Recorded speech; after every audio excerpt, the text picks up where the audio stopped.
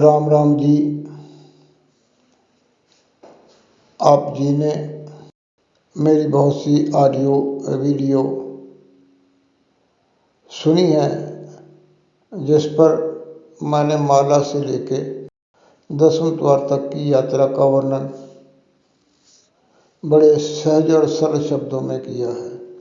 मेरे को साधकों के प्रश्न आते थे, मैं उनका अपने अनुभव से उत्तर दिया करता था। तो उसको सुन के मेरे को फेसबुक पे बहुत ही फ्रेंड रिक्वेस्ट आते थे, और उसमें से खासकर जो है वो राम शरणम से जुड़े हुए जो साधक हैं उनके होते थे। तो मेरे को जो स्वामी सत्यानंद जी महाराज का आत्म साक्षात्कार और जो नाद के वर्णन मैंने स्वामी जी महाराज की अमृतवाणी के श्लोक पर किए थे, उसके बाद मेरे को कमेंट आए कि आप स्वामी जी के ग्रंथों के ऊपर भी अपने विचार दें। तो उसको मैंने सोचा आज मैं भक्ति प्रकाश में से जो प्रार्थना पुष्पांजलि जो प्रसंग है उसके ऊपर मैं चर्चा करना चाहूँगा। उसमें दो बातें हैं सरलता से समझने वाली। एक तो है प्रार्थना और पुष्पांजलि। अंजलि दोनों हाथों को सीधा जोड़ के उसको कहते हैं, और पुष्प आप जो समझते हैं फूलों को कहते हैं।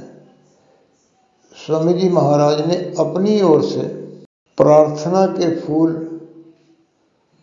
परम पिता परम ईश्वर परमात्मा को अर्पित करते हुए इसको जो है वो कहना शुरू किया था। ये जो प्रार्थना पुष्पांजलि है, ये स्वामी जी महाराज ने जब 1925 को व्यास पूजा वाले दिन परमेश्वर परमात्मा से राम राम शब्द प्रसाद रूप में ग्रहण किया, और उसके बाद परमात्मा के साक्षात्कार हुआ तो स्वामी जी महाराज को बहुत सी सिद्धियां भी मिली। उन सिद्धियों के फल स्वरूप स्वामी जी महाराज को परमेश्वर की वाणी अवतरित होने लगी। उस वाणी को स्वामी जी महाराज के जो शास्त्र है उनके थे सेवक, वो कर्म बंद करते जाते थे और स्वामी जी बैठ के बोलते जाते थे, जो उनको अंतर से वाणी जो है परमेश्वर के दरबार से निकलती थी। तो मेरा ऐसा ये सोचना है, इसको जब मैंने गहराई से अध्ययन किया इसका प्रार्थना पुष्पांजलि का, तो इसमें स्वामी जी अपने कार्य को शुरू करने के लिए परमेश्वर के सामने अपने फूलों का प्रार्थना के रूप में अपने फूलों का गुलदस्ता भेंट करके परमेश्वर से आशीर्वाद मांग रहे हैं कि हे परम पिता परम ईश्वर परमात्मा, मैंने आपके आदेशानुसार जगत कल्याण का कार्य शुरू करना है, आपके नाम का प्रसार और प्रचार करना है। आप मेरे को आशीर्वाद दीजिए, और आशीर्वाद में जो उन्होंने मांगा है ये उसका वर्णन है प्रार्थना पुष्पांजलि। इसको जब हम लोग पढ़ते हैं तो ये इसमें कोई तो 10-12 श्लोक हैं, कोई 6-7 श्लोक हैं। अलग अलग जो है ना, एक थोड़ा सा फूलों का जिसे हम गुच्छा कहते हैं ना, गुलदस्ता है। अलग अलग एक प्रसंग खत्म होता है तो उसके बाद दोबारा शुरू होता है। सो इससे ये लगता है कि स्वामी जी महाराज ने परमेश्वर के दरबार में एक दिन में ये सारी प्रार्थना नहीं की, और बार बार जैसे उनके अंदर से भाव पैदा होते थे, उस भावना में बहकर स्वामी जी महाराज ने परमेश्वर से आशीर्वाद लेने के लिए जो है ये प्रार्थना पुंजपली जो है उसका वर्णन किया है। और वही हम लोगों को उन्होंने समझने के लिए भक्ति प्रकाश के शुरू में दर्ज करके दिया है। एक बात और मैं कहना चाहूँगा कि ये प्रश्न हो सकता है, क्या मैं इस योग्य हूँ कि मैं भक्ति प्रकाश या अमृतवाणी का सरलार्थ या सार कर सकूं? तो इसके लिए मुझे एक छोटी सी बात बतानी है कि मैंने 1985 में भक्त हंसराज जी महाराज से दीक्षा ली थी। तो उन्होंने मेरे को चारों प्रकार से दीक्षित किया था। 8 सितंबर 1985 को उन्होंने मेरे को स्पर्श से दीक्षा दी थी, यानी उन्होंने मेरे को छुआ था तो मेरी सुरती जो है ना वो नीचे नहीं उतरी थी, वो आनंद में चली गई थी। और 1 अक्टूबर को उन्होंने मेरे साथ जो पहली मुलाकात के बाद दूसरी मुलाकात हुई उसमें उन्होंने मेरे को दृष्टि से दीक्षित किया था, यानी उनकी दृष्टि में इतना तेज था कि मेरे से सहारा नहीं गया, तो मैं उस वक्त भी आनंद की अवस्था में चला गया था। तो 17 अक्टूबर 1985 को मोगा में साधना सत्संग चल रहा था, तो मेरे कुछ मित्र साथी आध्यात्मिक साथी आए तो कहने लगे कि चलना है।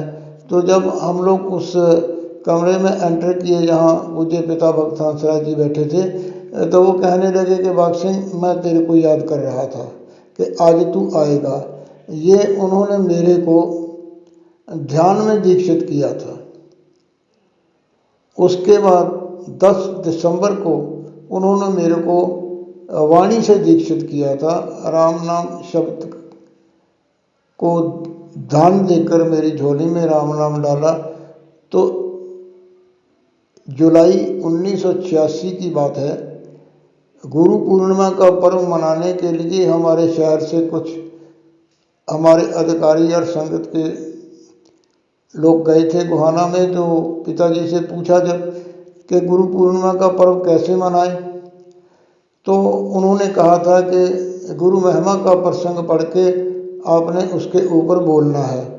जो साथी गए थे उनसे पूछा कि कौन बोलेगा, आप बोलोगे आप बोलोगे? तो उनमें एक पुराने मेरे मित्र थे, वो कहने लगे कि बोलना तो बाग सिंह ही जानता है।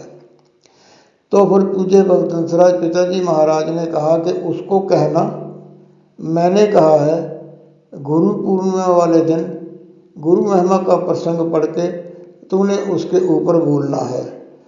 यानी मेरे कहने का मतलब ये था कि मेरे को व्याख्या करने का जो आशीर्वाद है वो पूज्य भक्त हंसराज पिताजी महाराज से मिला हुआ है। धन्यवाद। राम राम। एक शब्द जो है परम, व्याख्या करने से पहले मैं उस एक शब्द की चर्चा करनी चाहूँगा। परम शब्द के मायने क्या है, इसको समझने के लिए पहले 2 शब्द और हैं, उनको समझना होगा। एक छाल होती है जो पेड़ के तने को लपेट के रखती है, उसको बाहरी आवरण समझ के उसको जो है ना अंदर उसमें तना उसका सुरक्षित रहता है, उसको शाल कहते हैं। और एक जो हमारी ओढ़नी होती है उसको भी शाल कहते हैं, लेकिन इनका जो दायरा होता है वो बहुत थोड़ा होता है। इसके बाद शब्द आता है शाला।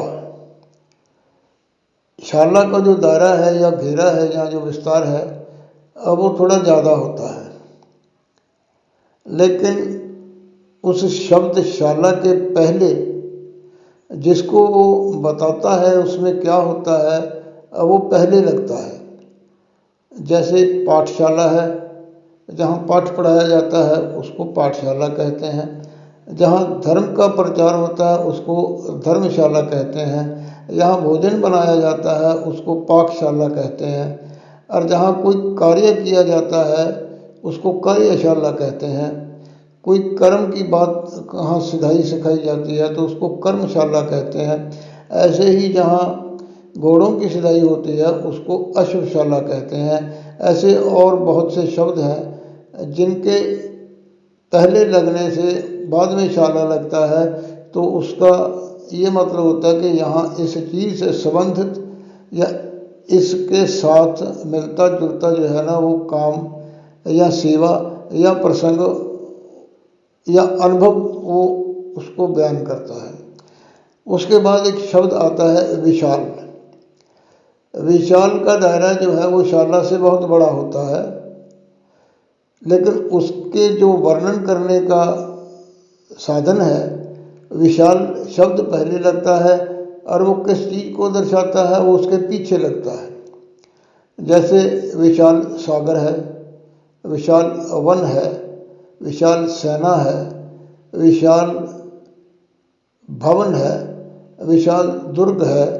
तो ऐसे जो और भी शब्द हैं इनकी समुद्र की गहराई नापी जा सकती है।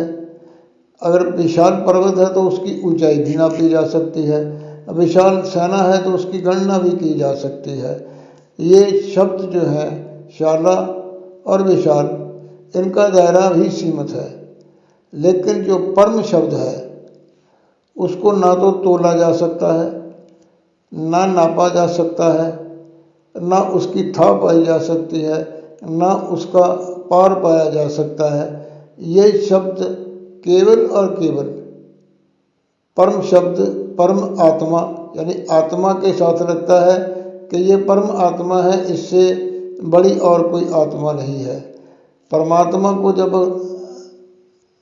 कृपालु कहते हैं तो परम कृपालु, परमात्मा को अगर दयावान कहते हैं तो परम दयालु कहते हैं, और परमात्मा को अगर ईश कहते हैं तो उसको परम ईश कहते हैं। परम कृपा स्वरूप या उसका जो कृपा का स्वरूप है वो परम कृपा का स्वरूप है, यानी उसको किसी भी बंधन में बांधा नहीं जा सकता। और जहाँ पर परमात्मा का वर्णन होता है, परमात्मा की कृपा का वर्णन होता है, परमात्मा के कार्य का वर्णन होता है, तो उसके साथ ही परम लगता है। यह परम शब्द और कहीं नहीं लगता है।